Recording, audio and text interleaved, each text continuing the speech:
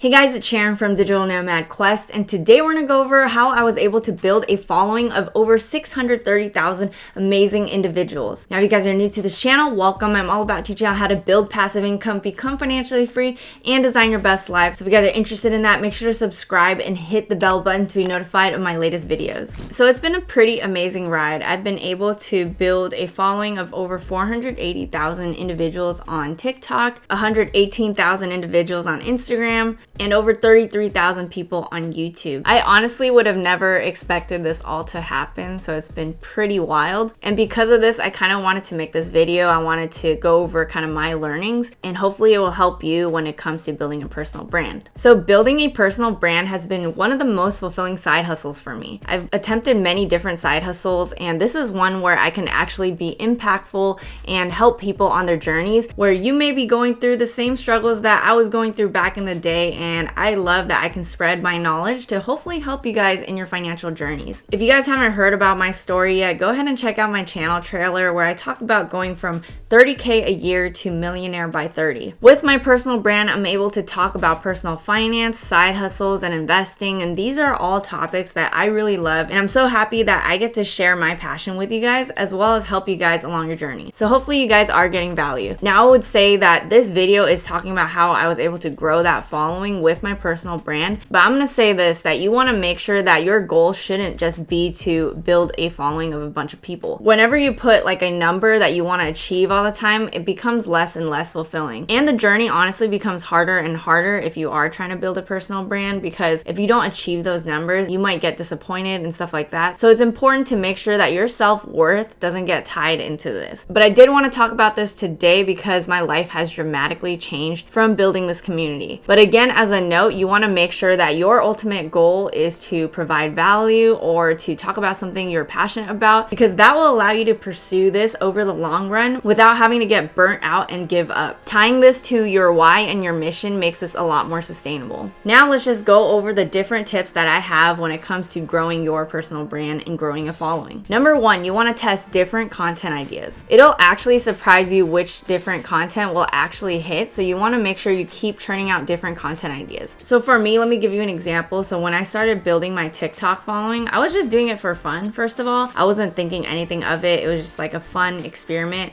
I decided I wanted to challenge myself to post every single day. Now, when I started doing that, I found that certain pieces of content about making money online or making money through real estate really resonated with my following. So I realized that side hustles and real estate investment definitely resonated with my audience. The video that actually went viral first was one where I talked about how much I make on a fourplex that I purchased. I didn't know that was gonna go viral, but basically as I started testing more and more pieces of content, I realized what people wanted to see. You just need one or a few pieces of content to really get you in the spotlight. And that goes for everything, like on YouTube and on Instagram and things like that. From my experience, if you consistently put out content, you never know which one's going to go viral. So you may as well put out more and more content and test different ideas, because it ups your chances of getting that viral hit. And I would say that once you find which one does hit, like which one is getting views or which one's getting traction and engagement, make sure you keep that learning in mind and start making more of those types of videos. I know some people make the mistake of just continuously like doing other things, but you want to make sure that you take note of what's going viral, because you can totally work off of that, right? So when I saw that my fourplex video got hits, I started making more of those types of videos where I talked about how much I make on this property and on this property and stuff like that. So that's how you're going to figure out your niche after experimenting with a lot of different types of content. And that brings me to tip number two. Make sure you specialize in that one thing. I would say it's much easier to grow as a specialist over a generalist. Here's the problem with me, right? I talk about a lot of different things because I do get bored about talking about one thing over and over again. However, I've seen so many content creators blow up because they only do this one type of thing, or they only do one type of format when it comes to their TikTok videos, right? Because they have created that strong brand where when you think of like personal finance, you think of this person, or if you think about stocks, you think about this other person. So specializing in that one niche makes it so that you are on top of mind as the thought leader in that niche. Going back to the problem of if you're getting bored about talking about one topic, I would still make sure to master one niche before you go ahead and talk about all these other things. So for me right now, I'm kind of more focused on real estate, more focused on side hustles. It seems like that resonates a lot with my audience. And in the future, who knows, maybe I will talk more about stocks and crypto. It doesn't seem like you guys want to hear that from me from this poll I created. But that makes total sense because I've only been talking about these other topics, right? I'm being more top of mind for those topics over stocks and crypto. However, those other topics still interest me, and in the future, I may branch out to those. So make sure you specialize before you branch out. I would also say that when you branch out, it should be kind of related. So over time, if you become a master at one thing, they'll start possibly being more interested in you as a person in general. But again, I'm going to emphasize that being a specialist is better than being a generalist because you can't just be good at every single thing. You want to be known for that one thing. Number 3 is engage with your audience. One of the things I find that a lot of Instagrammers mess up on is that they think social media is a bulletin board and they're not realizing that social media is social. That's why it's called social media. I'll see some accounts just post a bunch of infographics and hope that like something will happen, and they don't engage with their comments ever. They don't engage with their DMs, but you can actually build a stronger community if you're actually responding to your audience. You should collaborate with others, respond, and actually take note of what they actually want to hear. That's an important thing, listening to your audience, because again, that goes back to tip number 1. When you listen to your audience and see what content actually hits, you will get such good insight on what you should make next. But going back to collaboration, I think it's so key to actually work with some of the people in your industry, and you can actually grow a lot faster in that way. If you guys do collab posts, I've seen this so much where people shout out other people's posts and repost what they've created, and they start building a relationship where they do that back and forth with each other, so then they can tap into each other's audiences. And then going back to replying to people, if you reply to someone's DM, if you reply to someone's comment, you don't realize how much it makes their day that you are actually interacting with them. Then they know you're not just like some bot that's posting a bunch of random stuff. You want to make sure that they know you as a person and know that you are a real individual with a personality, and that makes it so much easier to grow a community. When you grow a community like that, you're creating super fans who actually really believe in what you do. These people really appreciate it when you take the time to put attention on them. Number 4, you want to learn from other successful creators. I really respect when people get inspired by other creators and actually learn from them. I've seen it before where friends get jealous of other friends and then they stop pursuing their passion because they feel like, oh, someone else is doing better than me now. Like, what's the point of me doing this? Whereas if you learn what made them successful, you can join them as well. And here's the thing, when you wish other people the best and learn from them, you're basically saying that there is enough room for everyone to win. And that's very true. When you have a scarcity mindset over an abundant mindset, you're gonna feel like, oh, this person's taking away from me because they are better looking, they're making more money than you, they're doing better in their social media profiles. So if you can get back to that mindset of abundance, you can take notes from other successful people and put that back into your own work. So you want to ask yourself how you can learn the formulas of other successful creators and adapt them to your own story and put your creative spin on it. Number 5 is repurpose content and be everywhere. People like Ryan Pineda are just spending a little bit of time every week on content, and then their team actually repurposes all that content into all these other platforms. For example, he's basically making YouTube videos and YouTube interviews of other people, and his team cuts that up into TikToks and Reels, puts that onto a podcast. And me personally, I do some of those same steps, but I'm also dabbling into Twitter. I also have a blog that I can repurpose that YouTube video over to. So basically you can actually use the audio from your YouTube videos and then put that into Otter.ai, transcribe that and put that into a blog post. Or you can take that audio and also put that into a podcast. So there's so many different ways you can repurpose content that you can be everywhere on multiple platforms without having to extend yourself and burn yourself out. So see how you can build systems and delegate tasks to be on all these different platforms, because different audiences live on different platforms, right? I was just doing YouTube and then I started expanding on TikTok, and that's actually where I kind of blew up and then moved it to Instagram as well. And that's the thing, you don't know what's gonna hit, so you might as well test on multiple platforms as well. If you can outsource that to other video editors and have them chop it up, even better, right? You are not wasting time on editing and all that stuff. You are having them repurpose it on all these other platforms. Number 6, do the same thing over and over again or switch it up when necessary. So that sounds like I'm just saying both things, right? Here's the thing. If you do the same thing over and over again, you're gonna get the same results over and over again. So that means if you like those results, keep doing the same thing over and over again. But if you don't like those results, you need to know when to pivot. I'm gonna be real. I would say my TikTok right now is kind of stagnant, and I'm trying to figure out how I can pivot and switch it up. So you guys will probably see a little bit of a shift as I'm starting to create content. I'm trying to learn from other creators to see what's successful for them, and I'm trying to adapt that into my own own content. So make sure to pivot when you need to, and make sure you stick with what you're doing if you need to. Number 7, I would say once you learn the fundamentals of each platform, make sure you are focusing on value. This kind of goes back to what I said in the beginning of the video where I talked about instead of focusing on the money, the amount of followers and stuff like that, focus on providing value for your audience and the money will come anyway. And then secondly, people really do get too wrapped up on the algorithm changes and things like that, all these little hacks and tips, but the people I find that really get successful are the ones who are figuring out, okay, what is my audience wanting to learn, and am I really solving their problems? Am I doing it effectively? Am I doing it in an entertaining way? Am I really doing a comprehensive step-by-step tutorial where they can go from A